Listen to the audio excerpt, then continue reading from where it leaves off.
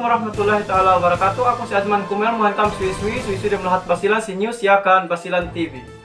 Nambuan aku rata video melahat basilan kuena Deputy Speaker Mujib Hataman positif si COVID-19. Demikian Mayor dalam Isabela City kuena Mayor Dada Hataman Anda Sir Mujib Hataman positif disab si COVID-19. Payamanta si Sir Mujib Hataman inin arbaamiaan makalas sa seduk andanen Mayor Isabela Cityhin paghikit landu magtaw siya magpa-check up duk andanen si COVID test pagwa resulta den kaduangan positive siya. Kung ito inagaranin isab resulta test mi anak den sampai may sawi-sawi de magtututin masid isab tina-check up. Kung natapain Sir Mujib Hataman iyan kung ito mag-quarantine daw siya duk may pamilyanen dem luma duk kahalian makalagay sisindwehin.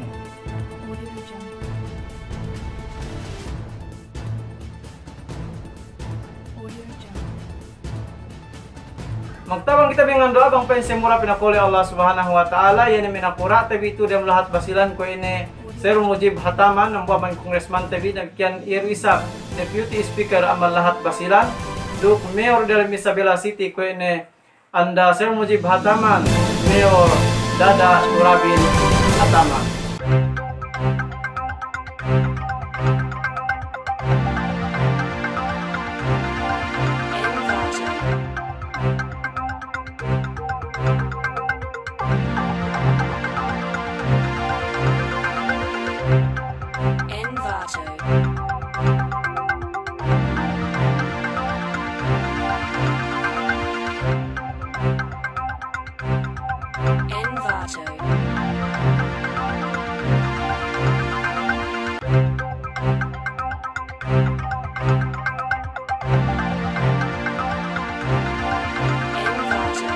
Selhat suk nambua bangsa tabi membasilan keletan si Maguindanao ko itu tapole ni se Montia ni se si Santa Clara Lamitan City. Yung mga provincial governors sa island ay pati ng Western Mindanao Commander sana ay gagamitin natin yung mga barko na kailangan ipa-test kayo. Unfortunately doon sa testing yung grupo ninyo ay nag-positive kayo doon sa PCR test.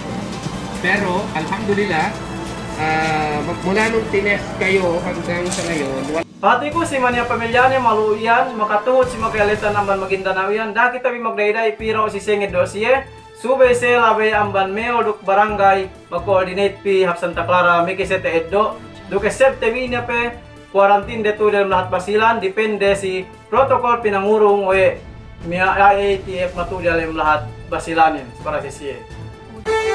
Teman saya dalam berita kami sedang ini mag-share ka video ini supaya tahap ini bisa makahasiin.